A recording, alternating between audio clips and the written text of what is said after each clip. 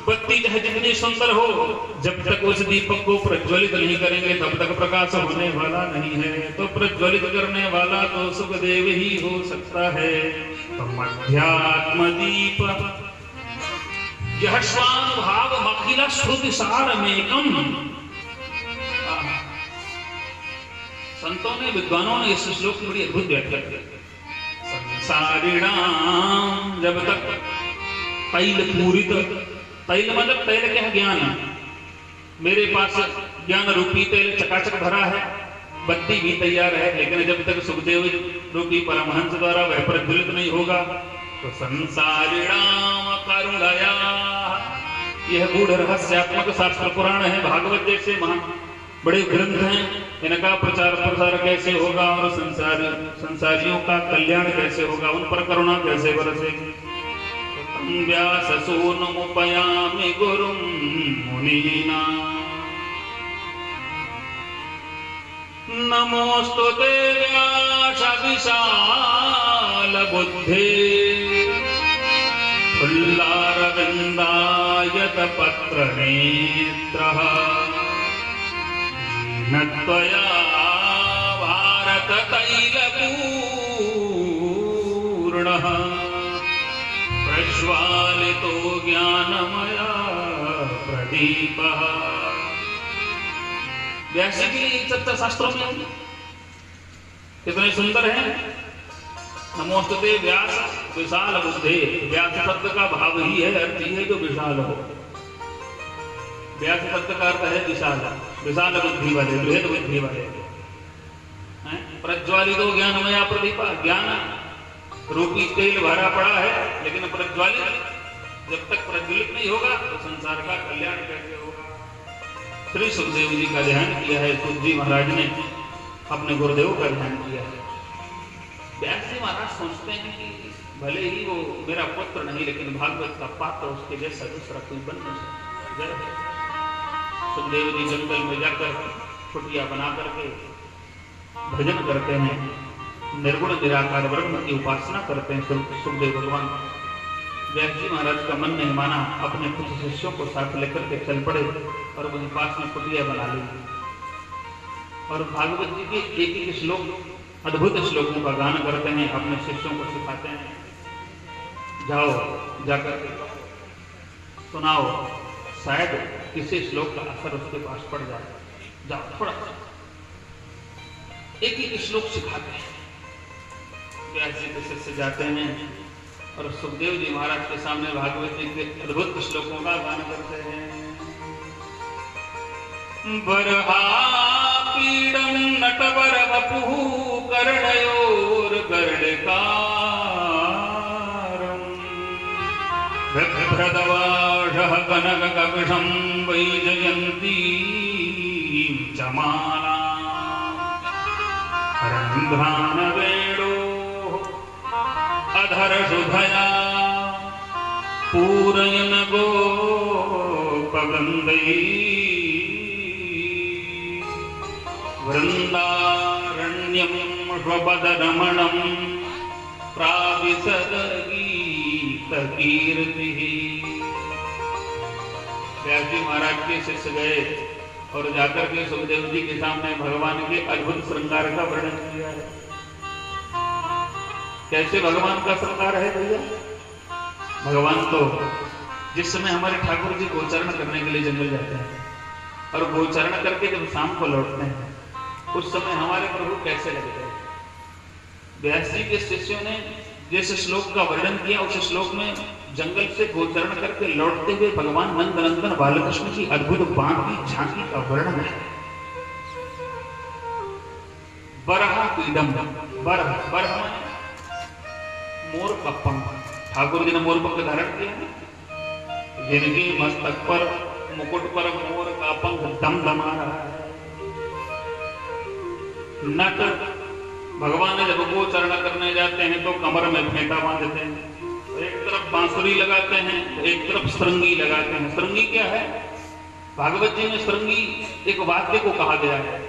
जिस समय गाय बछड़े चलते चलते कहीं दूर चले जाते हैं तो मेरे प्रभु श्रृंगी रूपी वाद्य को बजाते हैं तो बछड़े दौड़ कर आ जाते हैं। एक तरफ फेंटा में, एक तरफ बांसुरी, एक तरफ सरंगी और एक तरफ छोटी सी छड़ी। अरे गोचरण करने जाते हैं तो कोई डायरी पे लेके जाएंगे हैं? थोड़ी छड़ी तो चाहिए ना डराने के लिए बछड़ों को। और छोटा सा मुकुट है, मुकुट में मोर का पंख है। तो नट वर, नट माने खेल दिखाने वाला, खेल दिखाने वाले को क्या कहते हैं? वर माने श्रेष्ठ, श्रेष्ठ खेल दिखाने वालों जैसा रूप मेरे प्रभु बना करके जंगल गोचर न करने हेतु जाते हैं। और जब वहां से लौटते हैं, वरहा पीडम नट वर वपुः कर्णयोर कर्णिकारम्। सुंदर सखाओं के द्वारा कनेर के पुष्पों के कुंडल बनाए गए हैं और मेरे प्रभु ने कर्णयोः, कर्णिकारम्, कनेर का पुष्प एक और कान दो, ऐसे अद्भुत अद्भुत श्रृंगार करते हैं सखा लोग मिलकर के। कर्णयोर कर्णिकारम् बिभ्रदवार्ता। भगवान का वर्ण कैसा है? भगवान कैसे लगते हैं? जिस प्रकार नीला नीला मेघमंडल है, तो नीला नीला मेघमंडल की जो सुंदर कांति है, नीले मेघमंडल जैसी कांति मेरे बालकृष्ण प्रभु की है। या फिर जैसे नीले नीले समुद्र की जलराशि की अद्भुत चमचमाती दमदमाती कांति है मेरे बालकृष्ण प्रभु, वैसे सुशोभित हो रहे हैं। तो बिभ्रदवासः कनक कपिशम्। और भगवान की श्यामल शरीर पर पीला पीला पीतांबर ऐसे दमदमा रहा है जैसे नीले नीले मेघमंडल पर बिजली कभी कभी दमदमा जाती है। मेघवर्णम शुभांगम। तो बिभ्रदवासः कनक कपिशम् वैजयन्तीं च माला। सखा लोग जंगल गए हैं, सुंदर सुंदर लाल नीले पीले हरे गुलाबी सुंदर पुष्पों को लेकर गए हैं और ऐसी माला बनाई है जो वक्षस्थल से लेकर के मेरे प्रभु के चरणों तक का चुंबन कर रही है।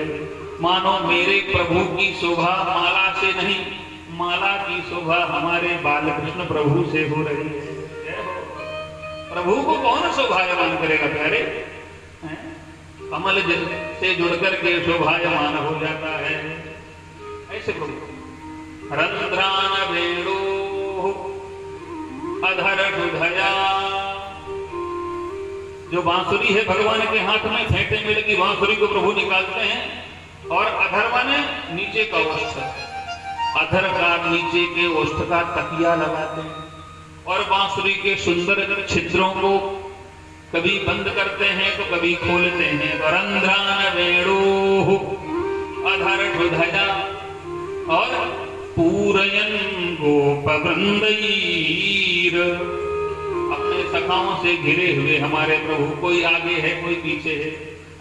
श्री दामा मन सुखा कोस पर शोक मध मंगल जैसे सखा मेरे कन्हैया के आगे पीछे आ रहे हैं। लाला आज का अनुभव कैसा रहा? बढ़िया बातें हो रही। वृंदारण्यम स्वपदरमणम प्राविशद गीत कीर्ति। भगवान की सुंदर यश कीर्ति गाई जा रही है, सखाओं के मध्य सुंदर चर्चा हो रही है। ऐसे भगवान की अद्भुत बाकी झांकी का चरित्र चित्रण व्यास जी महाराज के शिष्यों ने परमहंस श्री सुखदेव स्वामी के समक्ष सुनाया। सुखदेव जी ने भगवान की अद्भुत सुंदरता की चर्चा सुनकर एक बार तो उनका मन गोविंद की ओर खिंच गया, एक बार तो उनकी समाधि टूट गई। बोले चलो ना, कहाँ है ऐसा अद्भुत परमात्मा, ऐसा अद्भुत श्याम सुंदर। फिर मन ही में सोचे मैं निर्गुण निराकार का उपासक और ये सुंदर वैजयंती की माला, सुंदर कुंडल पहनने वाला, बांसुरी बजाने वाला कहीं मुझसे रीझ गया और मुझसे कुछ मांगने लगा। समय ला कर कहाँ दूंगा? मेरे तो पानी पीने के लिए लोटा गिलास की भी व्यवस्था नहीं मेरे पास है। मैं तो लौकी के टुकड़े में पानी पीकर अपना जीवन बिता रहा हूं, नहीं जाना। और इतना प्रभावशाली ही गोविंद है, नटवर बबू है, तो क्या कितना बढ़िया इसका श्रृंगार है, जितना इसकी सुंदरता कितनी प्रभावशाली है, क्या स्वभाव भी इतना प्रभावशाली होगा? मुझे तो मीठे स्वभाव वाला परमात्मा चाहिए जो मुझसे रीझ जाए, मुझ पर कृपा कर दे। तो पहले तो सुखदेव जी को लगा कि मैं चलूं और जाकर के दर्शन करूं ढूंढूं ऐसा गोविंद, ऐसा नटवर बपू कहाँ रहता है। और फिर से मन में आया कि नहीं, स्वभाव कैसा हो, सब स्वभाव के प्रति संदेह प्रकट किया सुखदेव स्वामी ने। तो पुनः वैसी तपस्या करने के लिए बैठ गए। शिष्य गए और जाकर के बताया कि सरकार हमारे श्लोक को सुन करके वो उठे तो, लेकिन सिर्फ उठे, चले। व्यास जी महाराज समझ गए कि प्रभु के स्वभाव के प्रति संदेह। प्रेम से बोलो जय श्री कृष्ण। व्यास जी ने इस बार अपने शिष्यों को ऐसा अद्भुत श्लोक सिखाया है, इसमें भगवान की श्रेष्ठ स्वभाव का वर्णन है। अहो बगीयम स्तरकाल कूटम जिघांशया पाय यदप्यसाध्वी